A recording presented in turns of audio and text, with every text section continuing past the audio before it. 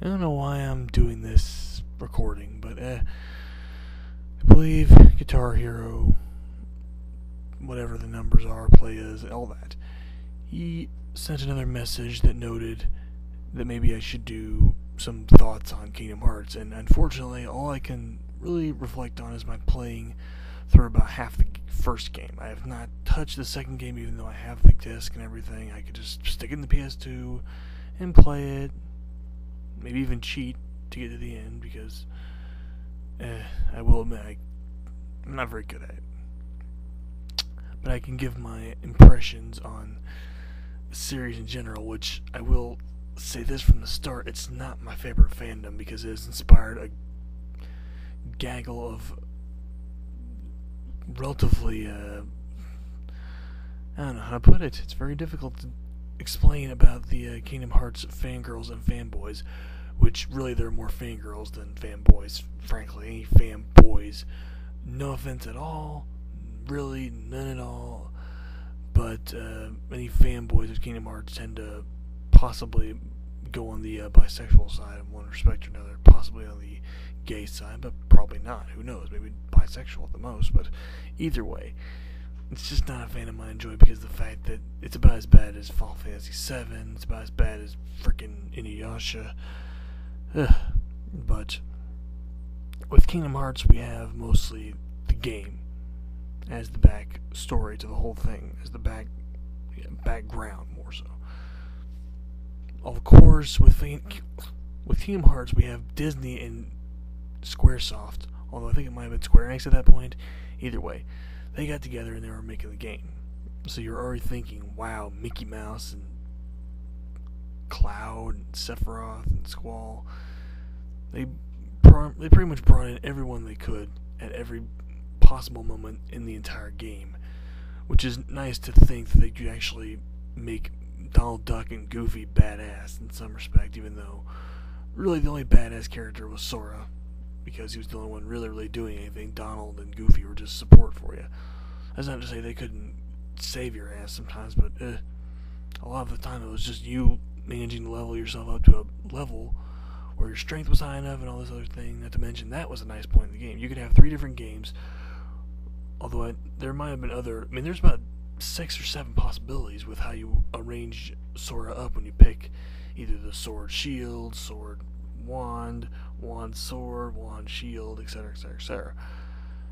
And you have that many different kinds of Soras you can make. It pretty much has replay value, not necessarily as much as, say, can't think of another example, but with Kingdom Hearts at least you can do that.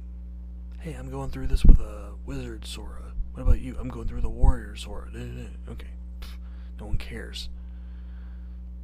The real popularity of Kingdom Hearts is not in the first game, admittedly, because of the fact that really there's not much in the way of original characters except for Sora, Riku, Kairi, and Ansem. That's really about it. I think there might be a few others, but those are the ones really coming to mind.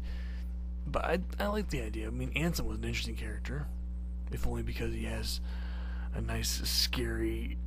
I have this white hair and I have this really awesome hairstyle. Ugh, I'm scary. I'm an intimidating villain. Anyways, not to mention, I do not want to have to fight him as a final boss because it's about 3 stages. It's insanity. But then we have Kingdom Hearts 2. Kingdom Hearts 2 is where the fandom, especially with the fangirls, goes out of control. That's not to say it's not a good fandom in one respect, but we have fangirls. You can't go to a convention without seeing Kingdom Hearts fangirls in cosplay, or fanboys. Although the irony is that a lot of fangirls will cross-dress, which there's nothing wrong with it. It's just sometimes they don't seem to realize that maybe you really shouldn't do that at all, ever. But far be it from me to be a cosplay judge. But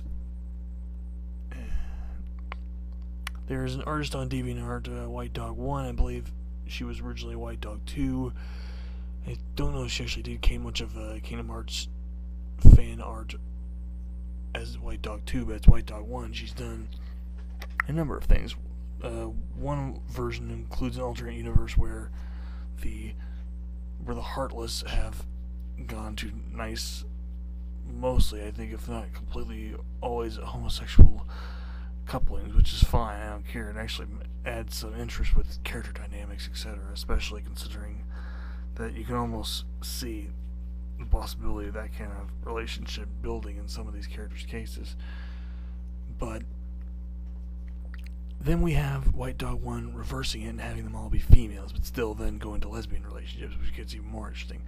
But anyway, to conclude on Kingdom Hearts, I'm probably never going to go back to playing it. I still have the data on my memory card, and if I really have to delete it from the memory card, I'm not going to miss it because, well, I might a little bit. It's an enjoyable game in regards to storyline. If I could just hack the game and watch the storyline scenes, in a nice little theater kind of style, I'd like that. It'd be nice.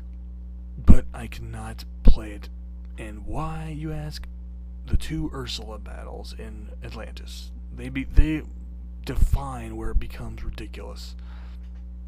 I had some trouble with the Cave of Wonders in Agrabah, but that was because I was still not completely used to the battle system or how the Cave of Wonders was a pretty interesting boss in terms of the setting. But Ursula, especially the Cauldron fight, that becomes just the biggest kick in your groin ever. But